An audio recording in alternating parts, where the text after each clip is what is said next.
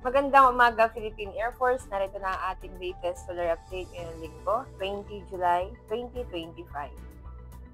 Para sa ating synoptic situation, patuloy nga nating minomonitor ang bagyong severe tropical storm Pising sa labas ng ating Philippine Area of Responsibility.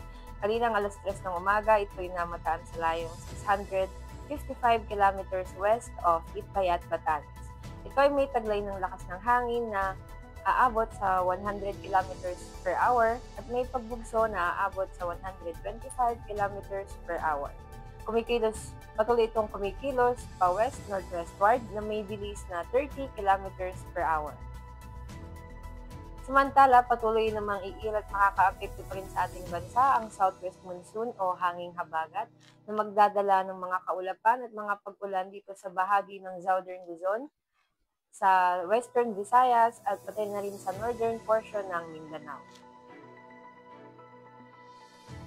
At para naman sa ating general area forecast, ang Pangasinan, Zambales, Bataan, Cavite, Batangas at Occidental Mindoro ay makakaranas ng monsoon rains. Samantala dito naman sa Metro Manila, Benguet, Tarlac, Pampanga, Bulacan, Laguna, Rizal, Oriental Mindoro at nalalabing bahagi ng Ilocos Region ay asahan nating makararanas ng occasional rains. Dito naman sa bahagi ng Visayas, sa nalalabing bahagi ng Luzon, Zamboanga Peninsula at Northern Mindanao, Caraga ay makakaranas ng cloudy skies with scattered rain showers and thunderstorms. Sa nalalabing bahagi naman ng Mindanao, ay asahan nating makararanas ng partly cloudy to cloudy skies with isolated rain showers and thunderstorms. Para naman sa susunod na 3 araw dito sa Metro Manila, asahan pa rin natin makararanas ng occasional rains mula Lunes hanggang Miyerkules. Gayon din dito sa Cavite, Angeles, Lipa,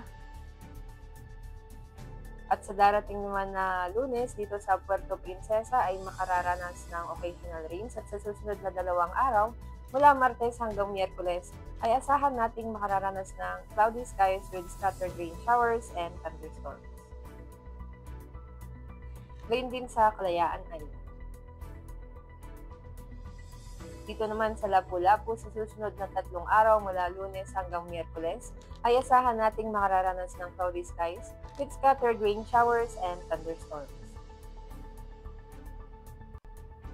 Dito sa Zamboanga, sa susunod na 3 araw mula Lunes hanggang Miyerkules ay asahan nating makararanas ng partly cloudy o cloudy skies with isolated rain showers and thunderstorms. Gayon din sa Davao.